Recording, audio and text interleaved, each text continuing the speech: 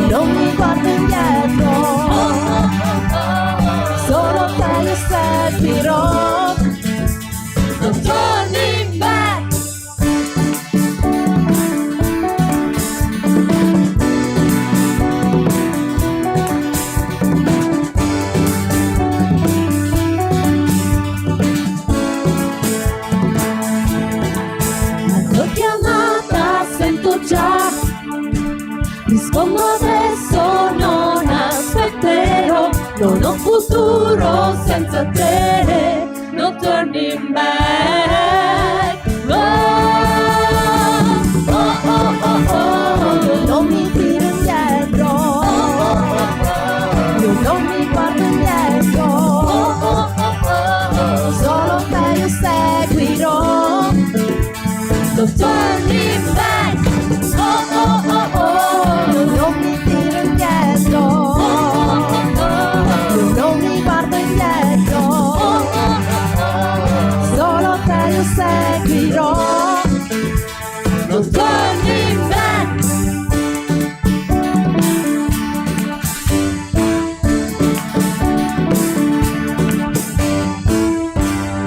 Vedo la tua luce, seguo la tua voce, indietro no, non tornerò. Vedo la tua luce, seguo la tua voce, indietro no, non tornerò. Vedo la tua luce, seguo la tua voce, indietro no, non tornerò. Vedo la tua luce, seguo la tua voce, indietro no. Oh, oh, oh, oh. Io non mi tiro indietro, io non mi guardo indietro, solo te io seguirò, no turning back. Oh, oh, oh, oh. Io non mi tiro indietro, io non mi guardo indietro, solo te io seguirò, no turning back, no turning back, no turning back. Alleluia, Signore. Amen. Signore, vogliamo ringraziarti per questo giorno di festa, Signore. Siamo qui per lodare e adorare te e vogliamo ridirlo, non vogliamo tornare indietro, Signore. Siamo qui alla tua presenza e lo testimoniamo.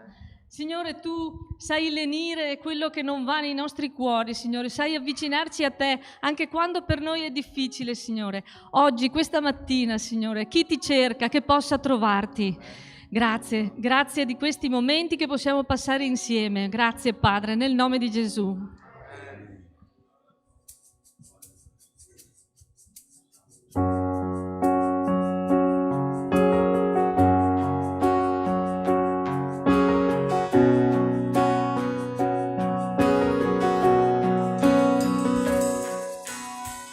Nel buio canterò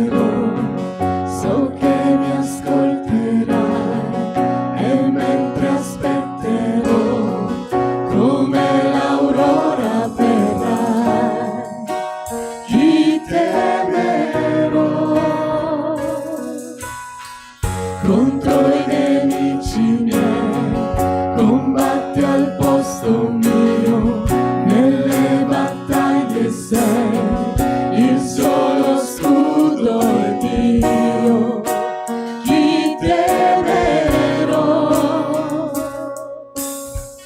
Io so chi mi difende e avanza insieme a me, l'armata del mio Dio è sempre accanto a me, colui che è l'Eterno, migliore amico egli è, l'armata del mio Dio è sempre accanto a me. Non trovo forza in me, ma tu mi sosterrai, la mia salvezza in te, per me trionferai. Chi temerò? Chi temerò?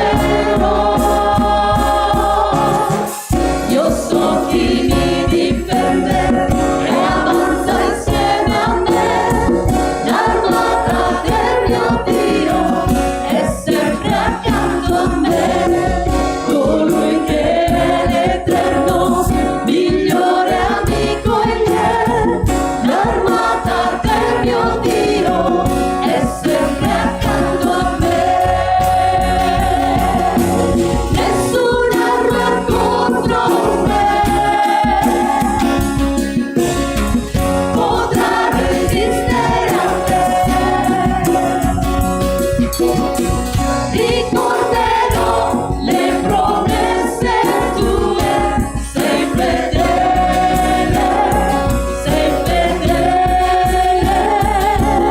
e nessuna arma contro me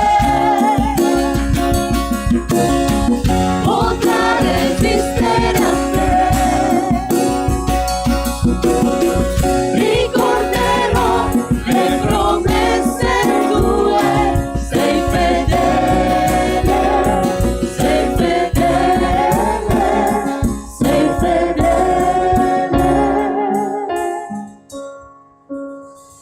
Io so chi mi difende e avanza insieme a me, l'armata del mio Dio è sempre accanto a me, colui che è l'Eterno, migliore amico egli è, l'armata del mio Dio è sempre accanto a me. Io so chi mi difende e avanza insieme a me, l'armata del mio Dio è sempre accanto a me, colui che è l'Eterno, migliore amico egli è, l'armata del mio Dio è sempre accanto a me, l'armata del mio Dio è sempre accanto a me.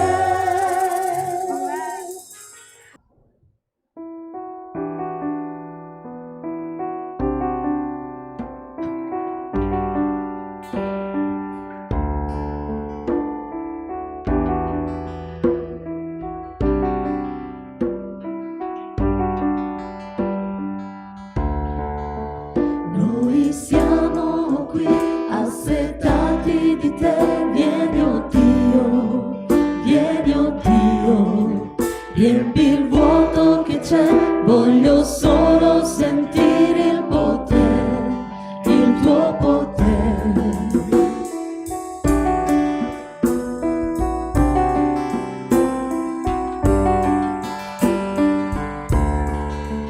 Noi siamo qui assetati di te, vieni oh Dio,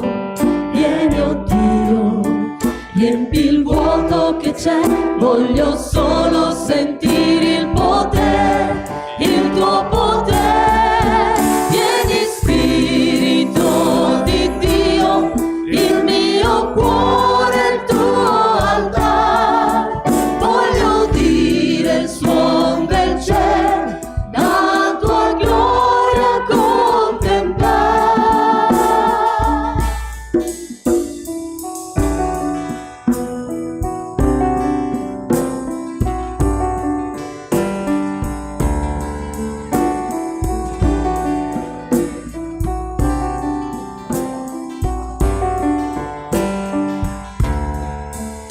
Noi siamo qui assetati di te. Vieni, oh Dio, vieni, oh Dio, riempi il vuoto che c'è.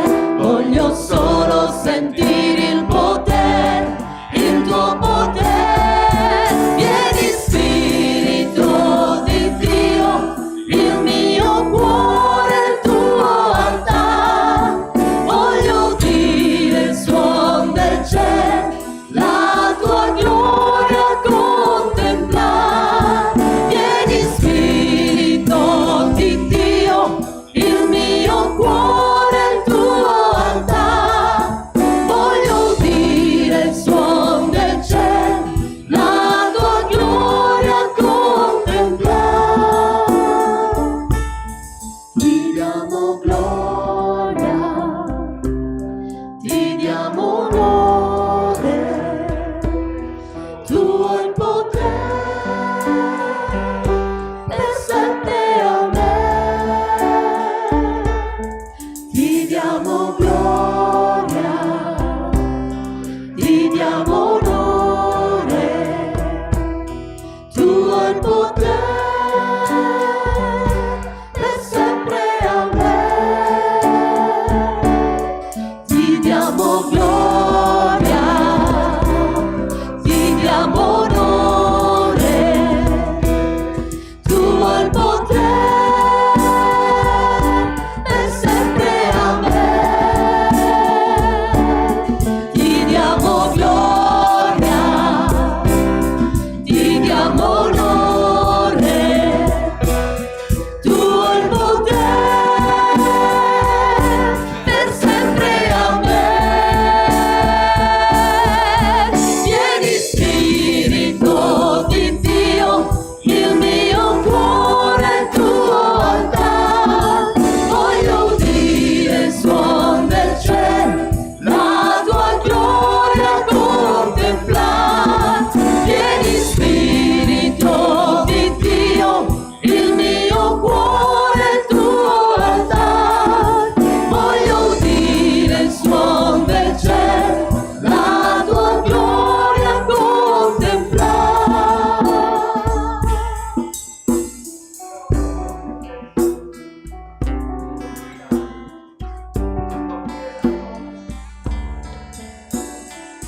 Gloria, onore, Signore, potenza a te, Signore. Tu sei grande, Signore, la tua benignità dura in eterno, la tua fedeltà nei secoli dei secoli, Signore. Grazie per questo culto, Signore. Spirito Santo, chiediamo che tu possa prendere, Signore, il controllo di questo culto, che possa guidare i nostri cuori ad una profonda adorazione. Che questa mattina, Signore, tutti quanti insieme qui possiamo essere un sol cuore davanti a te, una sola mente, di pari consentimento, perché desideriamo, Signore, che questo culto sia gradito a te.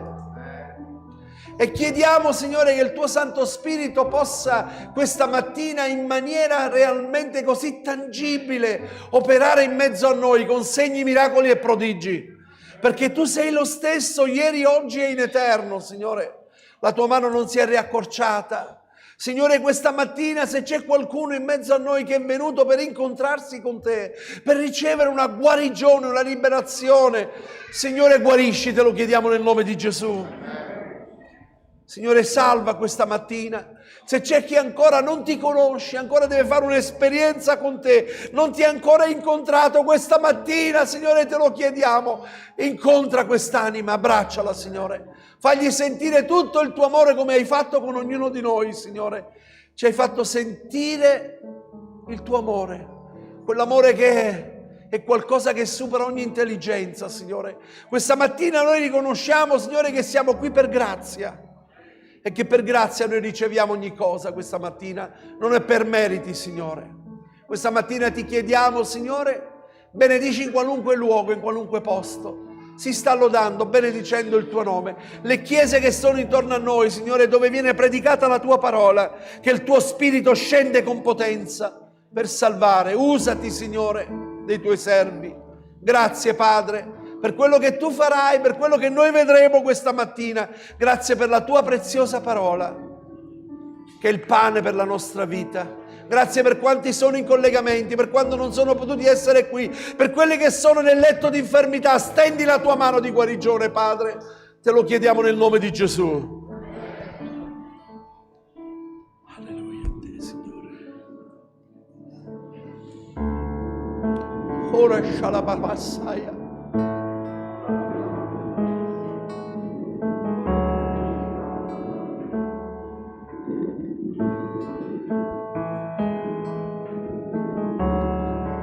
L'atmosfera sta cambiando qui,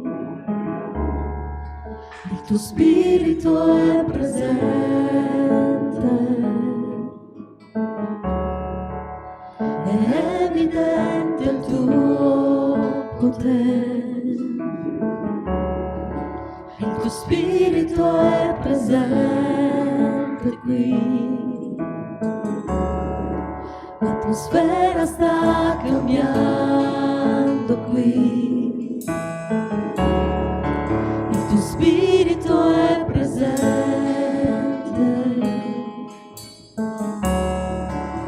è evidente il tuo potere, il tuo spirito è presente qui. Riempi questo luogo, versa ancora il tuo amor mi avvolge. Son venuto per te, tra le tue braccia d'amor, il tuo amor mi avvolge.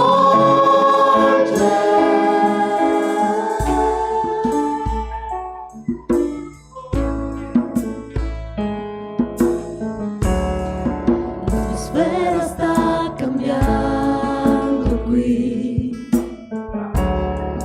il tuo spirito è presente, è evidente il tuo potere, il tuo spirito è presente qui. Riempi questo luogo, versa ancora il tuo amor mi avvolge. Son venuto per te, tra le tue braccia d'amor, il tuo amor mi avvolge. Riempi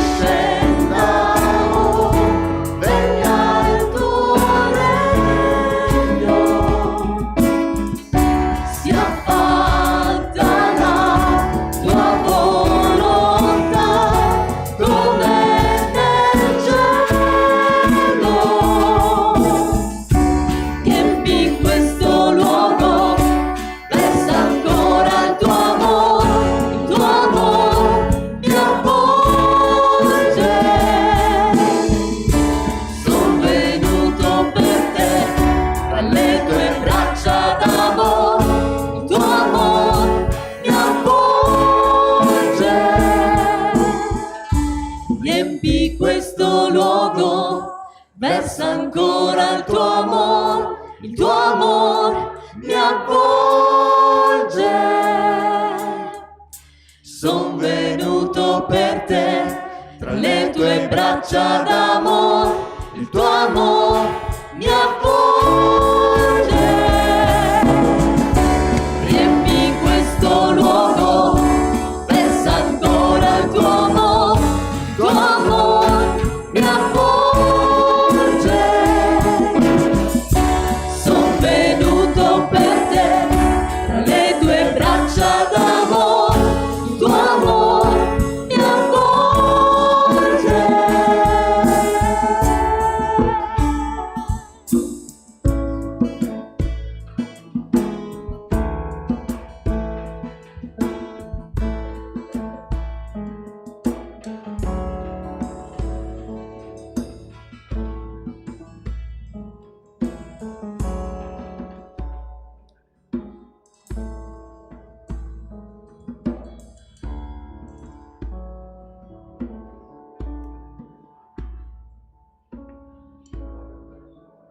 Io ti ho già perdonato, io ho già redento i tuoi peccati. Ora devi fare tu questo passo, devi perdonare te stesso e lasciare che io entri nel tuo cuore. Lascia che io entri, lascia che io sia la guida della tua vita. Smetti di opporre resistenza, lascia che io sia la luce della tua vita. Grazie Signore. Nessuno è come te, nessuno è come te, incomparabile ed interamente amabile. Nessuno è come te, nessuno è come te, incomparabile ed interamente amabile.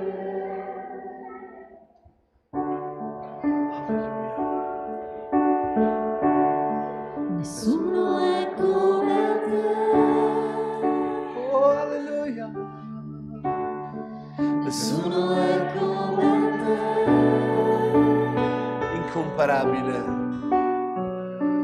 incomparabile Alleluia, dillo al Signore, interamente amabile. ed Alleluia. interamente amabile. Nessuno è come te. Nessuno è come te, Oh, alleluia. nessuno è come te, Oh, la masciara, la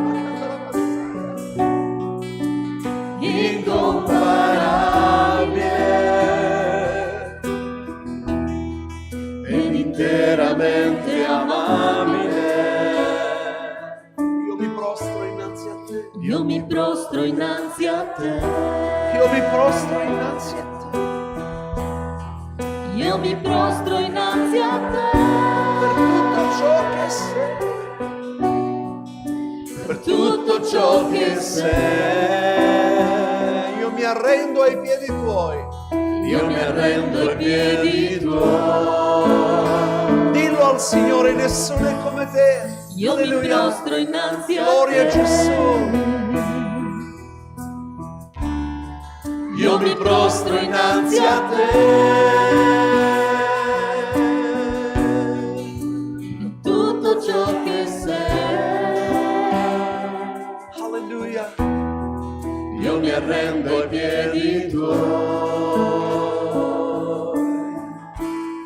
Nessuno è come te, Nessuno è come te. nessuno è come te, Sì, Signore, nessuno è come te. Amabile. Alleluia. incomparabile Sì, Signore, nessuno è come te. ed Grazie per interamente la tua amabile. misericordia che hai per noi, per le tue compassioni. Nessuno è come te. Nessuno è come te. Santo sei, santo, santo sei. Incomparabile. Lascia la macanda la massaia ed interamente amabile.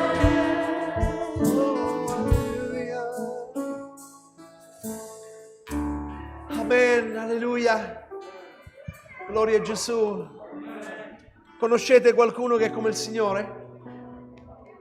Nessuno è come te, è vero? Amen, gloria a Dio, accomodatevi. Gloria a Gesù. Alleluia. Benvenuti. Buona domenica a tutti quanti voi. Che Dio vi benedica. Alleluia. Voglio dare il benvenuto a quanti sono per le prime volte in mezzo a noi. Che il Signore possa benedirvi, possa parlare al vostro cuore in modo particolare, che possiate incontrarlo se non lo conoscete ancora, come lo abbiamo incontrato noi. Amen. Ha cambiato la nostra vita, ha toccato realmente il nostro cuore, il nostro intimo, e ancora oggi Lui vive con noi. Gloria a Dio, ogni giorno il Signore è con noi. Amen. Gloria al Signore. Questa mattina voglio anche... È un tempo che oramai da tanto tempo che non lo facciamo più, ma è buono farlo. Ci sono dei fratelli che si sono aggiunti alla nostra comunità, alla nostra famiglia, diciamo. Noi siamo una famiglia, quindi ci sono fratelli che si sono aggiunti, e questa mattina voglio presentarvi la nostra sorella Antonella, che da Tiene è venuta, oramai si è aggiunta a noi da qualche domenica. Eccola qui, vogliamo fargli un applauso, il Signore la benedica grandemente. Vuoi dire qualcosa, Antonella? Bene, prendi il microfono, dategli il microfono a Antonella che vuol dire qualcosa. Gloria a Dio. Alleluia, gloria a Gesù. È per noi una gioia che si aggiungono altri a lavorare con noi. Amen. Grazie a tutti, sono felice di essere qui, vi ringrazio per mi avete accolto. Come sono arrivata qui ho sentito molto amore, tanta accoglienza, gentilezza. Conosco il pastore Gianni, l'ho conosciuto in un momento tragico della mia vita e ancora non mi dimentico quanto mi ha aiutato. Sono felice di essere qui perché io vengo da Tiene, ho fatto parte della chiesa di Tiene per 15 anni, Adi, e adesso il Signore mi ha portato qui. Gesù è uno. Io spero tanto che tifo per un'unica chiesa e basta, sono un po' emozionata. Se volete che vi racconti come ho conosciuto Gesù, se non mi dilungo troppo. Sì, va bene. Cerco di essere corta. Amen. Allora, Gesù io l'ho conosciuto il giorno che è nato mio figlio Alessandro, il 10 novembre del 95. Non è stato un pastore, non è stato una sorella, un fratello, è stato lui. Gloria a Dio. Io sono Queste sono le migliori conversioni. Io sono uscita dopo aver partorito mio figlio e nella mia mente è cominciata una frase che è citata in Isaia, che dice: non temere, io sono con te, non ti smarrire, io sono il tuo Dio, io ti fortifico, io ti soccorro, io ti sostengo con la destra della mia giustizia. Questa frase ha continuato a passare nella mia mente fino alla sera. E da quel momento io ho cominciato a farmi delle domande, perché io ero cattolica, ho frequentato qualcosa la chiesa evangelica perché ho molti parenti evangelici, però questo parlare direttamente a me ha cominciato a muovere qualcosa in me, ho cominciato ad interessarmi, a leggere il Vangelo e da là ho cominciato a frequentare chiesa. Cosa posso dire? Soffrivo. Avevo una paura tremenda della morte, in quanto sono stata orfana a 6 anni di papà, e io, fino al momento che non ho cominciato a capire chi è Gesù, non potevo affrontare i funerali, anche se ero maturata fisicamente, mentalmente, c'era il mio fisico che partiva da solo. Io ero piena di tachicardie, tremori, Ecco, Dio, oltre a tante altre cose che ha fatto anche questo. Gloria a Dio. Mi ha liberato completamente. Amen. Vi ringrazio Alleluia. tanto. Pace. Amen. Gloria a Dio. Alleluia. Puoi dire anche tu come Davide: io ho cercato il Signore ed Egli mi ha liberato da tutti i miei spaventi. Amen. Gloria a Dio. Il Signore libera, vero? È Lui che guarisce, è Lui che sana, è Lui che salva. Amen. Quindi è una relazione con il Signore che noi abbiamo. Gloria a Dio. Vogliamo rivolgerci alla parola di Dio?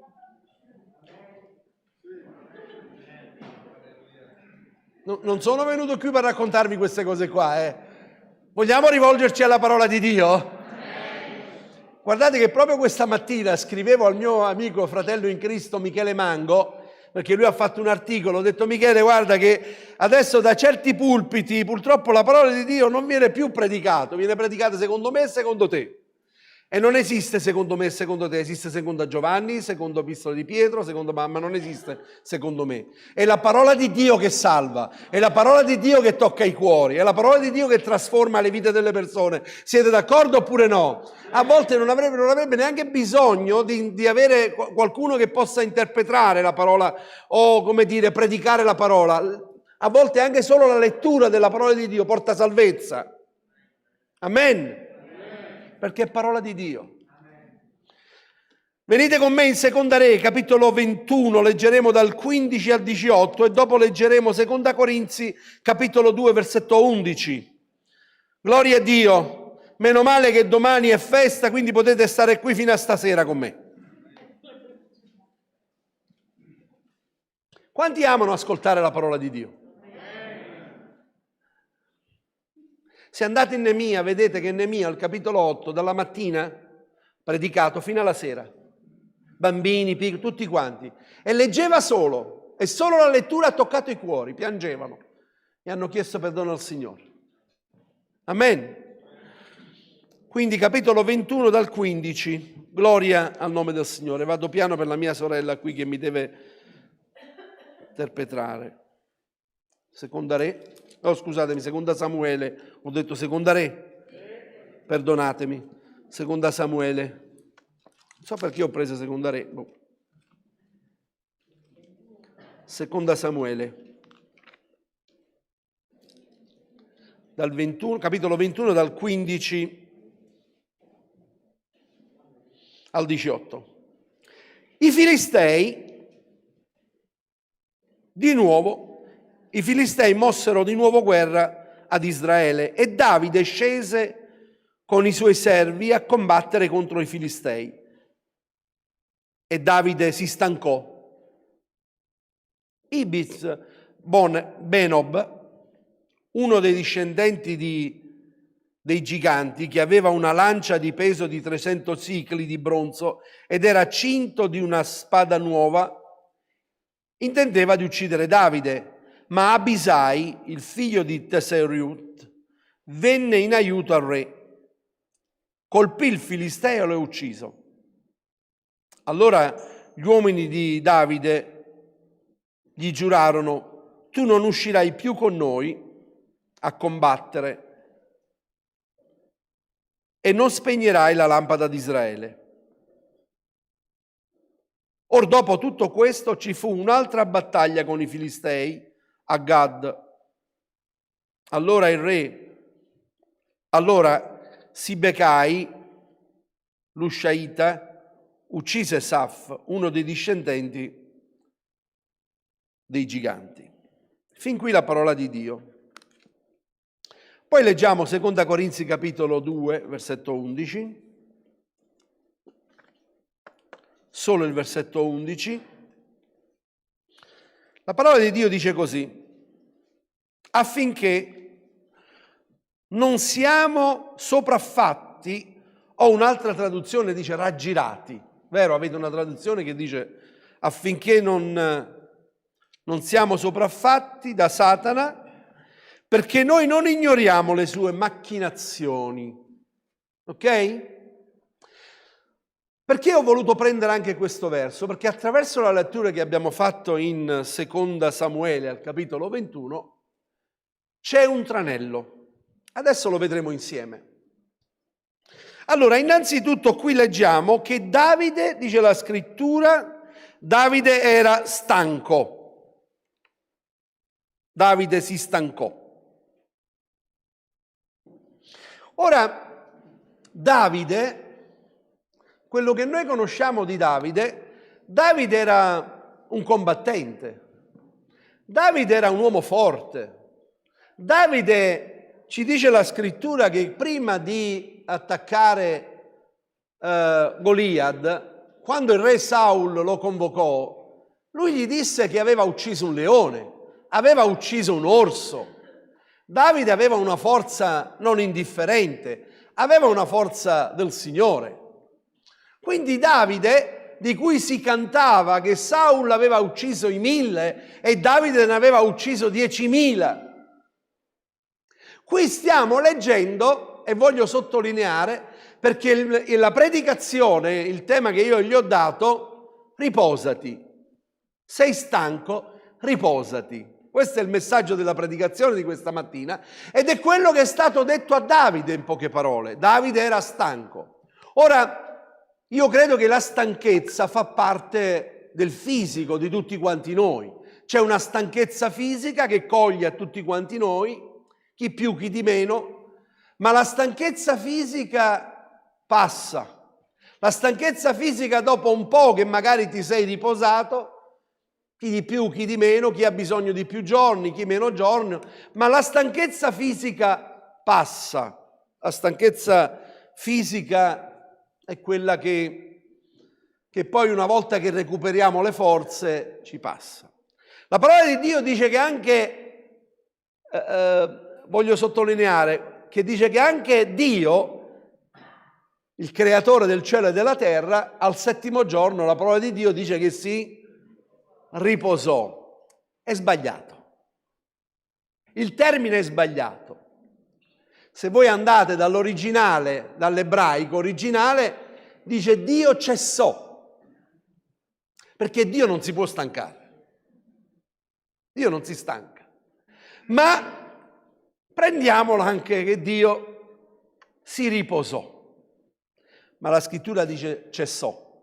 È diverso. Non c'è nulla di male, guardate, non c'è nulla di male o di anormale che qualcuno è stanco nel fisico, anzi è importante anche avere un momento di riposo, un momento di tranquillità, non c'è nulla di male, ma qui non stiamo parlando di una stanchezza fisica. Davide qui non era colto da una stanchezza fisica, la tua stanchezza era quella della psiche, della mente. E c'è una stanchezza che colpisce ad ognuno di noi, che è quella psiche, quella della mente, quella che prende tutto il nostro essere, che prende il cuore di ognuno di noi, che facciamo fatica a riprenderci, perché la stanchezza, quella fisica, ha un tempo per riprendersi. Quella psiche ci vuole un altro tempo, vero sorella Anna? Nostra sorella che è psicologa sa più di me questo. E c'è bisogno di un aiuto, c'è bisogno di dare un aiuto. La stanchezza spirituale, perché poi ovviamente quella che è psiche combatte con lo spirito, è una lotta. Perché noi quando abbiamo ricevuto il Signore, abbiamo accettato Gesù, parlavo proprio con i neofiti questa mattina, quando noi siamo diventate nuove creature, dentro di noi è venuto ad abitare lo Spirito del Signore. E lo Spirito del Signore tozza, fa guerra con la nostra coscienza. Vi ricordate Paolo dice io combatto, no? Vi ricordate di questa battaglia dell'Apostolo Paolo? Quello che voglio fare, quando voglio fare il bene non lo faccio, quello che voglio fare non lo faccio. Vi ricordate questa battaglia, no? Un po' nella coscienza. C'è una stanchezza psiche nella Chiesa del Signore. Non parlo della Chiesa di Marostica soltanto, ma nella Chiesa in generale. Lo Spirito Santo ha parlato al mio cuore trattando proprio questo argomento e prende la mente. Vi ricordate l'Apostolo Paolo che cosa ci consiglia nella prima lettera ai Corinzi, agli Efesini, scusate, al capitolo 6, che cosa consiglia? Consiglia di prendere l'armatura di Cristo. E cosa dice? Mettete l'elmo della salvezza, onde potete spegnere tutti i dardi infuocati del maligno. Perché quello colpisce la mente, e quando ha colpito la mente colpisce la psiche, cioè l'anima. E l'anima inizia a lottare, a tozzare con lo spirito. E quando lui ti mette giù, fai fatica a rialzarti. E qui dice la parola di Dio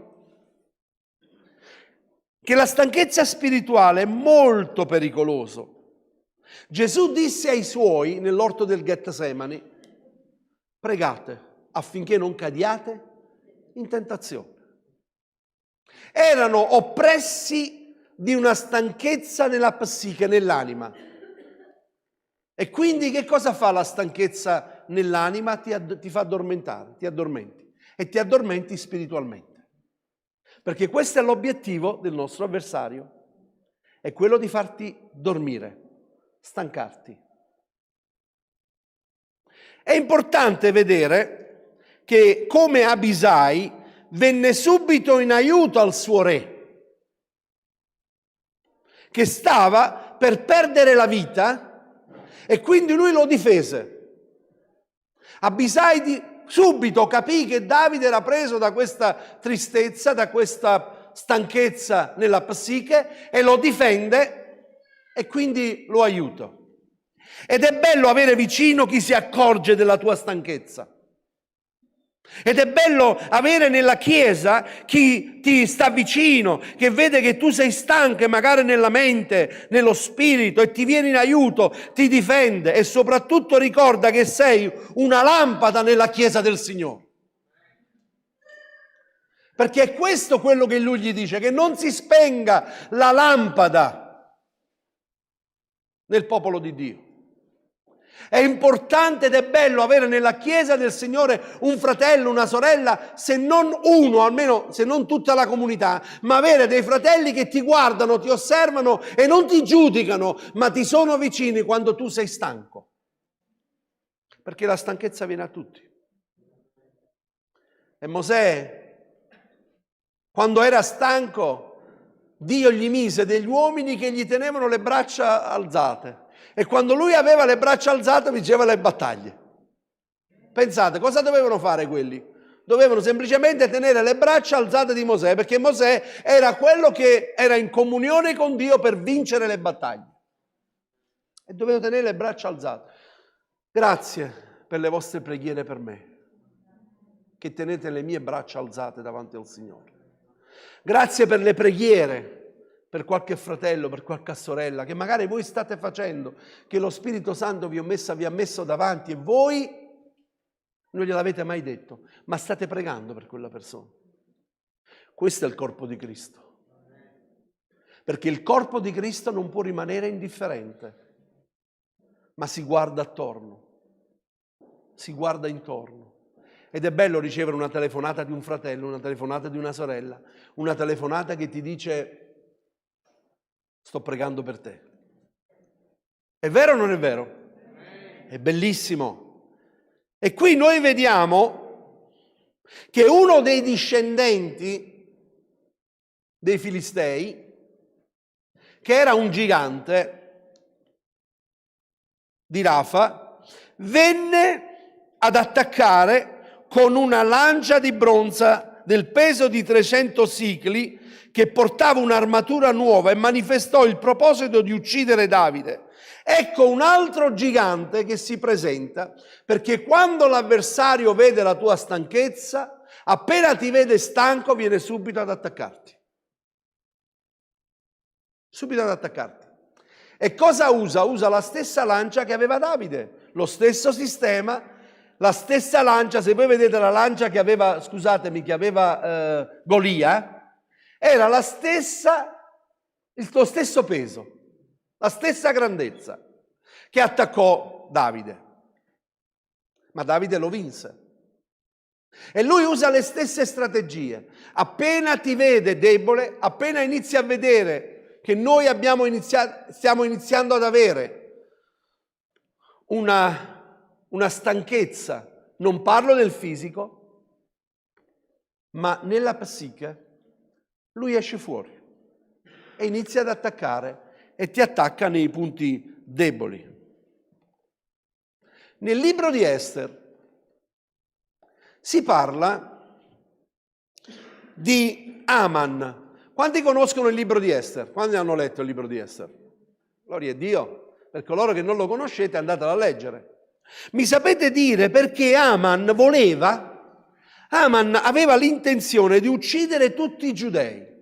Tutti i giudei dovevano essere sterminati, distrutti. Ma perché questo odio? Voglio dirti questo, che il nemico non se la darà mai vinta per te e per me. Lui fino all'ultimo istante della nostra vita ci farà guerra. Sempre. Appena tu ti abbassi un po', appena inizi ad essere un po' più debole, e se ci sono degli scheletri nell'armadio, lui te li tirerà fuori, nel momento opportuno te li tira fuori. Te li tira fuori. Perché questo odio? In Ester, al capitolo 3, al versetto 10, troviamo scritto questo, ascoltate. Allora il re si tolse di mano l'anello, stiamo parlando di quando Aman pagò il re perché tutti i giudei venissero distrutti e uccisero, pagò con il sigillo e lo diede ad Aman, l'amanechita, figlio di Ammanetae, e nemico dei giudei. Aman, ascoltate, Aman era il discendente di Agag, il re degli Amalechiti. E chi è questo re degli Amalechiti? Agag.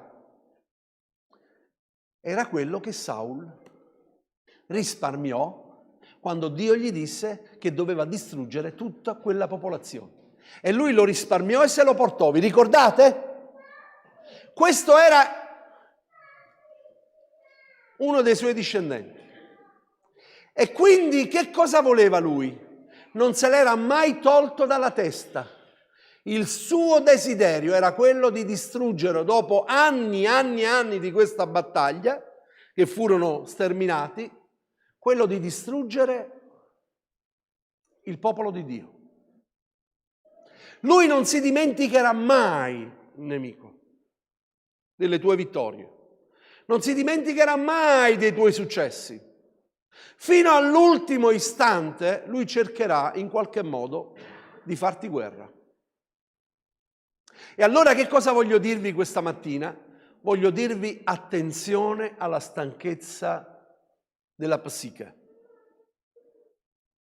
Noi non possiamo permetterci che questa possa prendersi del tempo nella nostra vita, perché il nemico viene e ti fa guerra, ti fa una guerra. Voglio farvi notare una cosa molto importante. Gli dicono a Davide: tu sei stanco. Davide, non devi più scendere in guerra con noi, perché sei troppo stanco, affinché la lampada di Israele non venga spento. Attenzione, hai un compito nella Chiesa, sei psicologicamente, mettiti da parte, non ti preoccupare, stai da parte, non ti preoccupare. Ci pensiamo noi. Fratelli, preghiamo piuttosto, perché il nemico sa come lavorare nella vita di quella persona. E guardate cosa succede.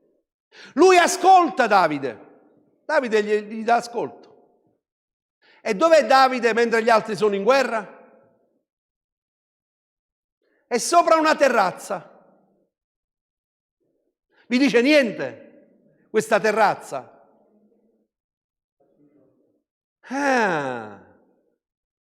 E che sta facendo? Mentre gli altri sono in guerra, mentre gli altri stanno combattendo per il Signore, sono in guerra, io sono a riposo perché mi hanno detto: Davide, non preoccuparti, riposati.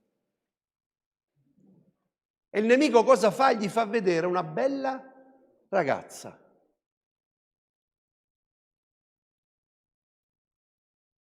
Davide la vede, cosa fa? Si innamora. Mandatela a chiamare, una donna sposata, maritata. E cosa fa Davide? Davide trasgredisce 5 comandamenti in un solo peccato. 5 comandamenti. Non desiderare la donna d'altro, non uccidere, non commettere adulterio. 5 con un solo peccato. Perché? Perché Davide era stanco.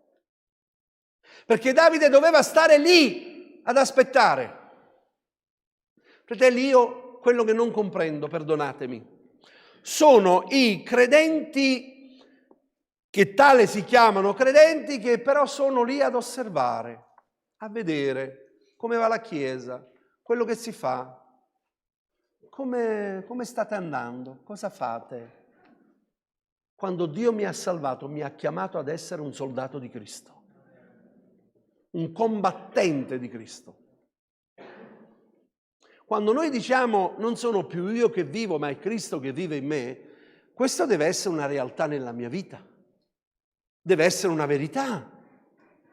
Che cosa gli dirò quel giorno al Signore, quando andrò con il Signore? Ma Signore, io sono stato a casa, ho pregato, ero lì, leggevo la parola, la Bibbia. Ma non ha detto forse il Signore, Gesù, non siete stati voi che avete scelto me, ma io ho scelto voi. Per quelli che sono per le prime volte qui in mezzo a noi, che questo l'ho già ripetuto, perché Gesù usa questa espressione? Gesù era un rabbi, era un maestro, e nella scuola rabbinica era l'alunno che sceglieva il maestro, non era il maestro che sceglieva l'alunno. L'Apostolo Paolo dice: io sono stato ai piedi di Gamaliele. Era un grande insegnante della parola, ma era lui che aveva scelto l'insegnante. E Gesù, essendo il più grande dei rabbini, dei capi, maestro, lui dice: guardate che non siete stati voi che avete scelto me, ma io ho scelto voi. Però vi ho scelto per una cosa, perché andiate e portiate frutto, e il vostro frutto sia permanente, stabile. Dio ti ha chiamato, Dio mi ha chiamato, a me nel ministero pastorale avrei potuto rifiutare, siete d'accordo o no? Avrei potuto rifiutare, dire: Signore, metti un attimo. Dio ti ha chiamato in un altro compito, Dio ti ha chiamato in un altro compito. Non c'è nessuno, ascoltate, non c'è nessuno nella Chiesa del Signore che non abbia ricevuto un compito da svolgere. Nessuno. Se non ce l'abbiamo è perché non sappiamo, non siamo inseriti al sapere qual è il mio compito nella Chiesa. Noi abbiamo un gruppo evangelistico che si deve ancora formare nella Chiesa. Da anni andiamo un po' a tastoni, ci sei tu, dobbiamo evangelizzare, ci sarai tu, ci sei tu. Eppure questa è la prima chiamata che Gesù ha fatto alla Chiesa. È il primo ordine che Dio ha dato alla Chiesa. Ha detto: andate e predicate l'Evangelo ad ogni creatura. Non ci ha detto neanche di fare locali di culto. L'abbiamo fatto noi. E li abbiamo fatti affinché tutti quanti possano ascoltare la parola di Dio, possono venire qua, possono rinfrancarsi, possono studiare la parola, ma poi dobbiamo uscire. Dobbiamo essere fuori. Dio ci ha chiamati ad essere luce e sale della terra. Ma riposati. Stati, non ti preoccupare. Non ti preoccupare. Riprenditi. Io credo che una cosa la dobbiamo fare. Dobbiamo sì preoccuparci. Dobbiamo sì guardare chi è stanco. Dobbiamo vedere la stanchezza, se è fisica, se è spirituale. Che tipo di stanchezza è? E questo fratello, questa persona che è vicino a te, non ha bisogno di giudizi. L'Apostolo Paolo, me lo sentite citare spesso perché una buona parte della scrittura è Paolo che scrive il Nuovo Testamento. chi si ritiene di stare in piedi o chi pensa di stare in piedi, faccia attenzione a non cadere. Perché più alto stai e più ti fai male quando cadi. Di brutto. Allora è meglio non volare in alto, è meglio non camminare così in alto. Camminiamo terra, terra, terra, terra. Stiamo a terra, è meglio. Perché se cadiamo c'è qualcuno che ci stende la mano e ci rialza su. Ed è meraviglioso poter avere dei fratelli, delle sorelle, come ho letto qui. È bello avere vicino qualcuno che si accorge di te, che si accorge quando non sei in chiesa, che si accorge quando non sei venuto, che si accorge che una domenica, 2 domeniche, 3 domeniche, specialmente quelli che frequentano solo la domenica, se non vieni la domenica, passerà un po' di tempo che non ti vedo. E può succedere che sei ammalata, che hai un problema fisico, ma lo sappiamo, preghiamo. Ma se tu hai una condizione nella psiche, nella mente, non vergognarti di dirlo. Non vergognarti di dirlo. Perché fratelli, noi siamo fatti di anima, corpo e spirito. E non dobbiamo avere vergogna di dire sto passando questa situazione. Prima nelle nostre chiese non si poteva dire determinate cose. Non potevi andare dal pastore e dire un problema spirituale, perché non scherzi. Perché hai fatto questo, prendeva tutta la gente, metteva davanti tutto quello che avevi fatto e tu se ti trovavi in quella situazione era perché avevi commesso questo. Io volevo vedere se qualcuno glielo diceva a Giobbe. Perché? Perché tu... Eppure Dio parlò con Satana, se vi ricordate, all'inizio, prima che fosse, dice, ma sei venuto tu a guardare il mio servo Giobbe? Guarda che non ce n'è uno sulla faccia della terra che è come lui. Era Dio che lo difese già dall'inizio. Perché voglio dirti questo? Che il tuo vero accusatore, il diavolo, farà sempre del tutto per accusarti. Ma è bellissimo quel passo in Romani, al capitolo 8, chi accuserà gli eletti di Dio? Dio è colui che li giustifica. Alleluia! E qui sta innalzando la figura di Cristo, che Dio viene chiamato Dio in quel momento, dice Dio è colui che li giustifica, perché più che questo egli è alla destra del Padre ed intercede per noi. Gesù Cristo, il Signore, è alla destra e intercede per te, per me.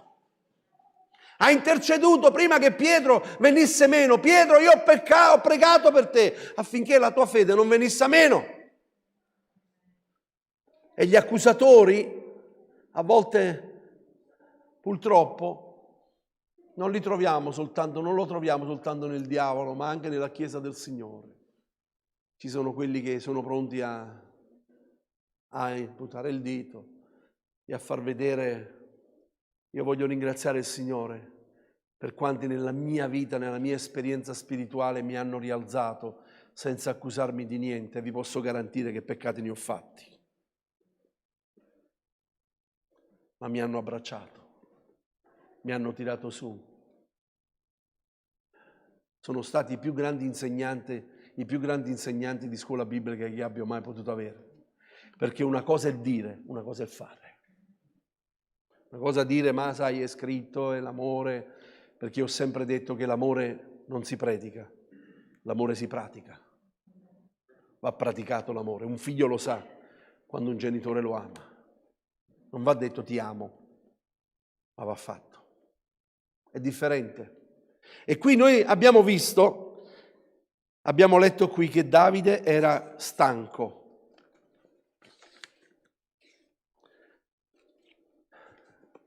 La gente tutto il popolo fece un giuramento e questo mi tocca molto. Quando l'ho letto ho detto è possibile che il popolo amava Davide, ma non ha saputo distinguere da una stanchezza spirituale, da una stanchezza invece fisica.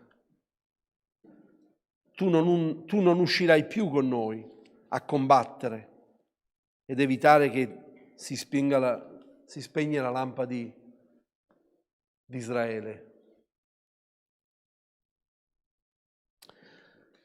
Se c'è qualcuno che ti dirà di non uscire in battaglia è il Signore.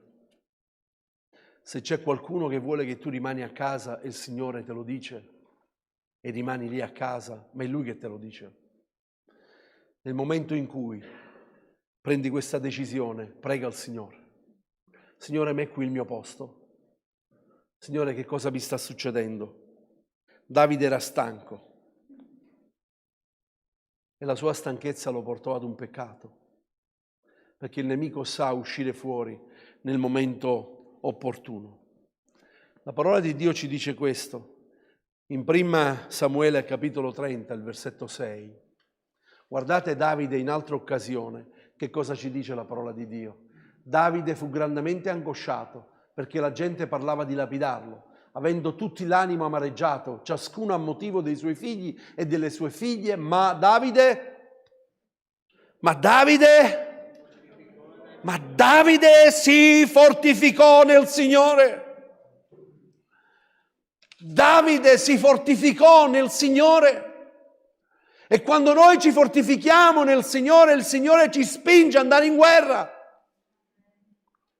Questa che noi stiamo facendo oggi, fratelli, è una battaglia, è una guerra. Vi rendete conto? Noi siamo in mezzo a una battaglia, in mezzo a una guerra.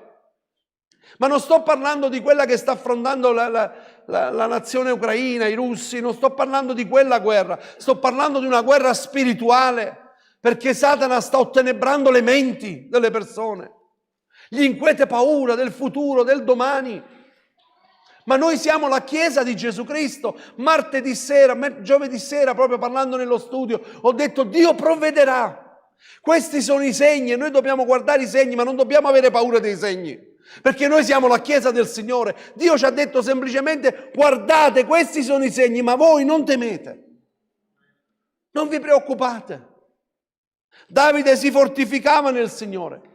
E voglio concludere con questo verso della parola di Dio, perché ho detto che all'inizio, quando vi ho letto che Dio al settimo giorno si riposò, ci dicono le nostre traduzioni, mentre nell'originale, se voi comprate una Bibbia, la Torah, voi troverete che invece lui non parla di riposarsi, ma si fermò. Cessò, si fermò, perché il profeta Isaia dice al capitolo 40, versetto 27 a 31, che meraviglia, gloria a Dio, perché dici, o Giacobbe, tu o Israele, dichiari la mia vita è nascosta all'Eterno, il mio diritto è trascurato dal mio Dio. Non lo sai forse, non l'hai udito? Il Dio di eternità, l'Eterno che ha creato dai confini della terra, non si affatica e non si stanca.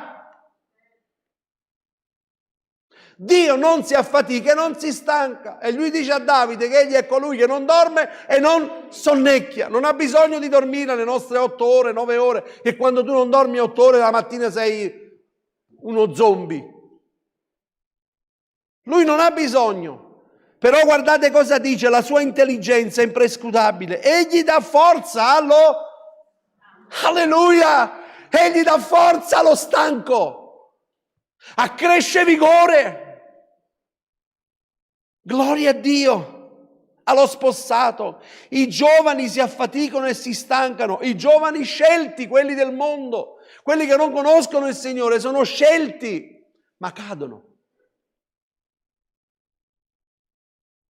Scelti certamente inciampano e cadono, ma quelli che sperano nell'Eterno, alza la tua mano e dice io spero nell'Eterno. Alleluia, gloria a Dio, quanti sperano nell'Eterno? Alleluia, gloria a Gesù. Ma quelli che sperano nell'Eterno acquistano nuove forze.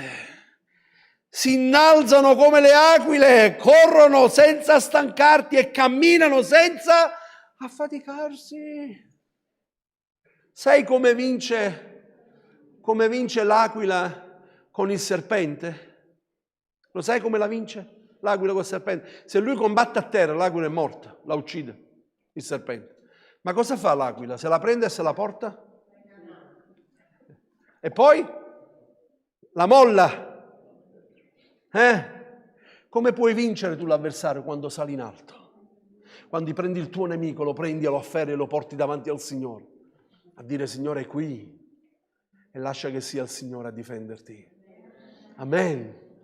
Si alzano a volo come aquile, perché l'aquila dall'alto vede. Il Signore vuole portarti in alto affinché tu non vedi le cose che stai vedendo. Se tu sei stanco spiritualmente, se ti sta prendendo nella psiche, io non so a chi sto predicando questa mattina, non lo so, ma se il Signore me l'ha dato questo messaggio è per qualcuno che è in mezzo a noi. Anche se fosse una sola anima, ma io credo che non è soltanto per uno, ma è più di qualcuno in mezzo a noi questa mattina. Se ti sta prendendo nella psiche, se ti sta prendendo da toglierti in qualche modo l'impegno che hai per il Signore, se sei attivo nella Chiesa, se non lo sei, non lo so, ma Lui sa come farti guerra, sa come ostacolare la tua vita. Forse un tempo tu servivi il Signore, sei qui in mezzo a noi, un tempo eri impegnato nella Chiesa, oggi non lo sei più, perché hai lasciato che qualcuno ti ha detto non ti preoccupare, riposati, stai tranquillo, stai tranquilla. Bene, io voglio dirti questa mattina, io sono qui per pregare per te, per quelli che sono presi nella loro psiche, nella loro mente. Questa mattina non voglio dirti, non vergognarti, perché a me è successo diverse volte, ma voglio ringraziare il Signore, perché il Signore ha mandato qualche fratello, ha mandato qualcuno a casa mia, solo io lo sapevo, perché come pastore avevo vergogna di dirlo, avevo vergogna di dire, ma il Signore ha mandato, un giorno mandò 2 suoi servi, pioveva a dirotto, non lo posso mai dimenticare, mia moglie non c'era, ero presa nella mia mente, nella mia psiche, nello spirito, mi stava prendendo, volevo lasciare il ministero. Signore, come farò? Se io non sono neanche io capace, come faccio ad aiutare gli altri? Pioveva a dirotto e quel giorno mi suonò la porta e io aprì la porta, ero in preghiera e mi trovai 2 miei conservi che non sono del popolo pentecostale, non sono della Chiesa pentecostale, fanno parte di altre denominazioni evangeliche. Eravamo in preghiera, stavamo pregando e il Signore ci ha detto: andate a casa dal mio servo, perché tu hai bisogno di noi.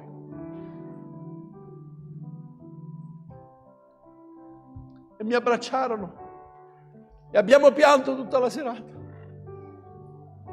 E il Signore mi ha tirato su, mi ha rialzato da quella condizione. E questa mattina io voglio farlo per te. Non so qual è la tua condizione questa mattina, non la conosco, però voglio fare quello che hanno fatto a me. Forse non ti potrò abbracciare, non lo so, però sono qui perché voglio pregare per te e sono sicuro che ci sono altri fratelli che vogliono pregare per te in questa Chiesa, perché questa Chiesa noi abbiamo una missione. E Dio, quando ci ha chiamato a questa comunità, mi ha chiamato ad aprire una locanda. Come, Signore, una locanda? Sì, quella locanda in cui è stato preso quell'uomo a terra, lo hanno portato in quella locanda e hanno detto: prenditi cura di lui. Poi quando io tornerò, ti darò.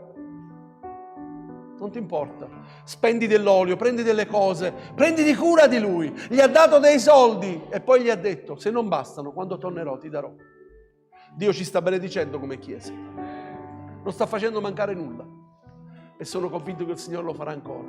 Ma questa Chiesa è stata chiamata a rialzare, ad abbracciare, a guarire le ferite. Ci sono tante ferite, ci sono tanti pseudi pastori chiamati così che feriscono. E gli ho fatto anch'io questo. Anch'io l'ho fatto. Ho ferito. Ho dovuto chiedere perdono al Signore. Questa mattina sono qui per pregare per te. Alziamoci in piedi.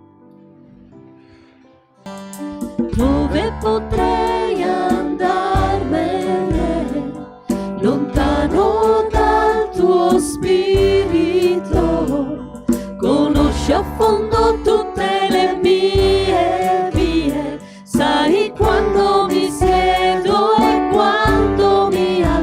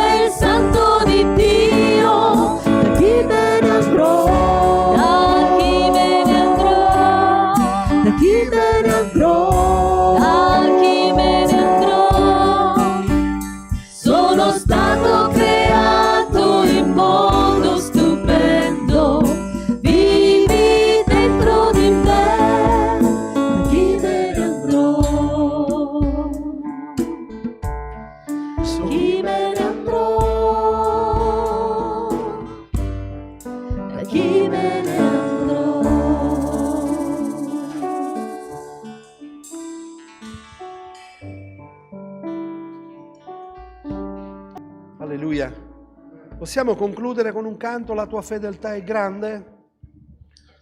Amen. Quanti possono dire amen? Alleluia. Amen. Ma cantiamolo con tutto il cuore al Signore. Quanti hanno ricevuto una parola da parte del Signore questa mattina? Alleluia. La tua fedeltà è grande, Signore. Alleluia. Cantala con forza. Se tu ci credi questa mattina, se credi, tu vedrai la gloria di Dio. Amen.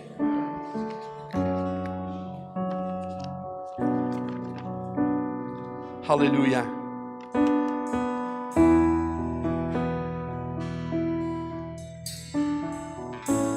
Oh, alleluia.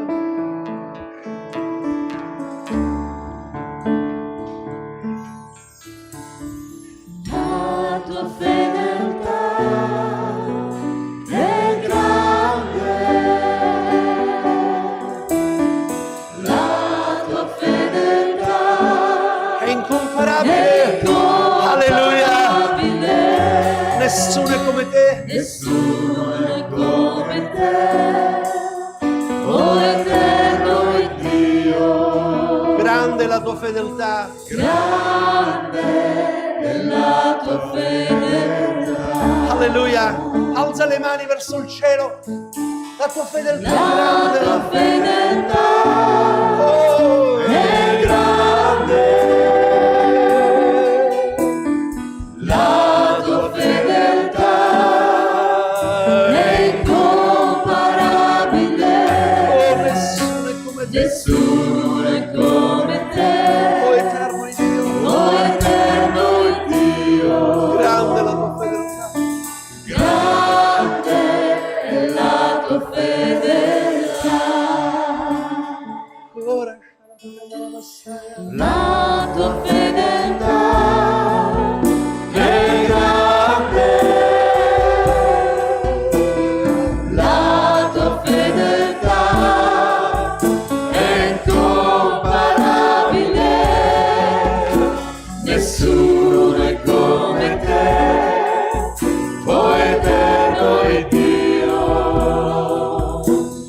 Grande è la tua fedeltà. Grande è la tua fedeltà. Grande la tua fedeltà, Signore. Grande è la tua fedeltà. Grazie, Signore. Grazie, Padre. Grazie per questo culto. Grazie per l'opera dello Spirito Santo. Signore, completa il messaggio che tu hai confermato al mio cuore questa mattina, nel restante di questo giorno, di questa settimana. Signore, che possono realizzare, Signore, che tu hai preso il loro cuore nelle tue mani e che tu gli darai nuove forze, li porterai in alto come aquile e continuerai a usarti di ognuno di loro. Signore, che possiamo sentire testimonianze che glorificano il tuo nome e dire: Signore, domenica ha parlato al mio cuore, il Signore mi ha ristabilito, mi ha rialzato ancora e io lo voglio ringraziare. Grazie Padre, accompagnaci alle nostre case, rimani con noi, fa che possiamo proclamare l'Evangelo, te lo chiediamo nel nome di Gesù. Amen. Amen. Dio ci benedica, fratelli. Buona domenica.